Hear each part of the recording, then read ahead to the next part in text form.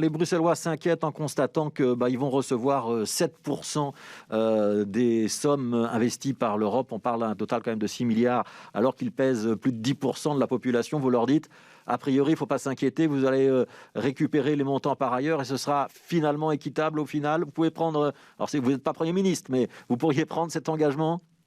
Alors, moi, je prends l'engagement, en tout cas, dans l'ensemble des projets que nous réalisons au niveau du fédéral, à prendre en considération l'ensemble des régions et certainement Bruxelles. Je pense que Bruxelles est un espace fondamental pour l'ensemble du pays et on sait très bien qu'en soutenant les initiatives, les projets bruxellois, y compris dans la relance, c'est l'ensemble du pays que nous soutenons.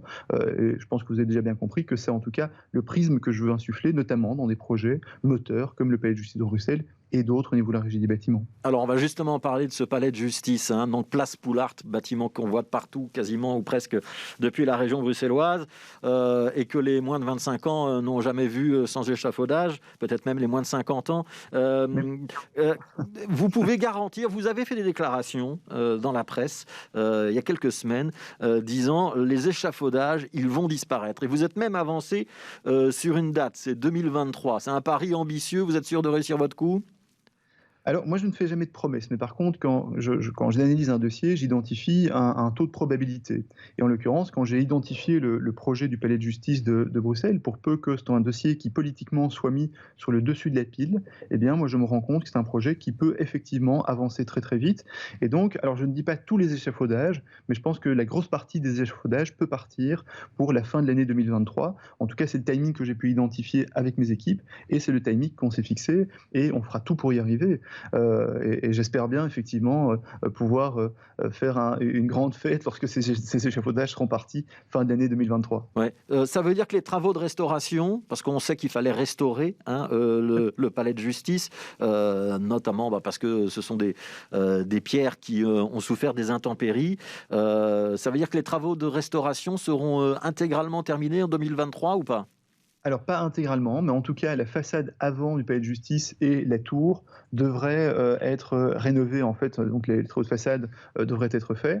Et donc c'est ce qui nous permettra d'ailleurs de pouvoir retirer les échafaudages. À ce moment-là, il faudra partir sur la rénovation des façades, des façades latérales en fait, si vous voulez. Et donc ça, c'est pour ça que lorsqu'on évoque un timing final pour la rénovation des façades, on se projette davantage sur 2030. Ouais. Si je ne me trompe pas, il y a un budget de 200 millions d'euros qui est inscrit pour la rénovation. On sait qu'au palais de justice, il y a aussi énormément de problèmes de chauffage, il y a une grande déperdition d'énergie et des problèmes de sécurité aussi, parce qu'il y a énormément d'entrées. Est-ce que ces travaux de rénovation vont permettre d'adresser ces deux points également? Alors, faut bien distinguer, il y a 2 volets. Il y a plutôt le volet façade, pour lequel il est envisagé 100 millions d'euros d'ici 2030. Et puis, il y a le volet intérieur, rénovation, si vous voulez, de l'intérieur du palais de justice, pour lequel la programmation est en train d'être définie. Et là, effectivement, toutes les équipes travaillent, sont vraiment sur le pont pour essayer de définir le plus rapidement possible une programmation afin de faire une rénovation lourde du palais de justice, y compris en décarbonation, y compris en matière de sécurisation, y compris en matière de digitalisation. Et donc les 200 millions, si vous voulez, c'est une estimation budgétaire qui compte pour 100 millions pour la façade, pour 100 millions pour l'intérieur.